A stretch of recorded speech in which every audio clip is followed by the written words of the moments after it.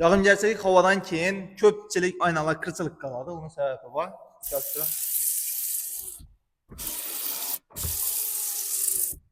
Bunun səbəbi nə o desəizdə yəni rezinkası boladı. Rezinkası daşlar, meydə daşlar girib aynalarınızı qırçıq daşıdı. İnə marka olsun, Spark olsun, Kobalt olsun, şu yəb şu. Bunu azı 3 hərəkətlə sizlərə tazalaşını göstərib ötüşə hərəkət qılama, mikrofonunu şurada ildirib qoyamazsınız. Əgər yaxşı bax ildirib qoyama. Xullas bunu tazalaş üçün bizlərə bir dana pülsatoyu gerek oladı. Yan tərəfində ilə bir dana buntu var, yurtdusla. Şunu yazdırıb alamız Atolkədə. Yazdırıb alamız. Birazcık olsa yan gerçək hava tam boğandan keyin yerinə qoyub qoysaq yox almayacaq. Məsələn oladı. Yan tərəfini çırayla çıxarıb belən tək kütərəmiz. Yurtdusla ilə. Daşını görəcəm ağlı. Neşin içlərini maşınlarınızın aynasını qırçıq daşıdı. İndi bizlərə bir dana çok gəbilən addi su gerek oladı. 3 hərəkətində qısazda boladı. Addi suya koyub çok getib tazalab alamız.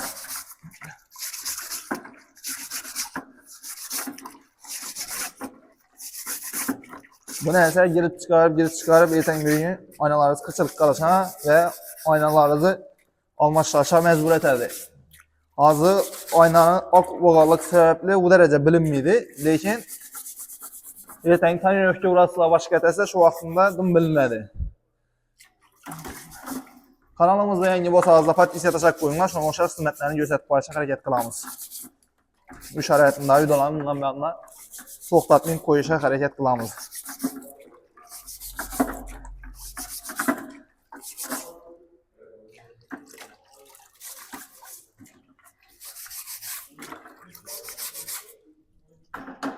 Tazalıq ağamız görüşürüz mümkün. Tazalığını göstərir. Gözləm. Heç qanağınca daş, baş, heç nəsə qalmadı. İndi bunu qıstıracam. Xuddi şəbə hazırıb olmasaq, şunu da qıstıramız. Yan tərəfinə şunu deyək gəlib. Başda bir anına girizəmiz, keyin bir anına girizəmiz. Oldu. İndi montunu alıb, şəb ağamı olacaq, şunu da etib, akuratını yatıb, rayına qıstırıb alamız. Oldu. Məsələmiz çıxar. Sizlərə indi bu rezultatı bilən göstərişə hərəkət qılamız. İndi bir dana trapki gerek oladı bizlərə. Könərək bosan buladı, səbəbi aynaların üstündəyi meydə daşlarını sirib eləmiz. Şu bağda sizlərə aytıb ötüşüm gerek olan nərsə daşlarını səs çıxıb tutdu. Şu bağda aynalarınız yaxşı yer çıxışı üçün silikon sprey mağazillərdə var. Şimdi səpəslə aynalarınızda heç qanaqəngə gəllə taşar, yabansa şuna oxşar nəsələ bulmaydı. Yurtdusla ilə.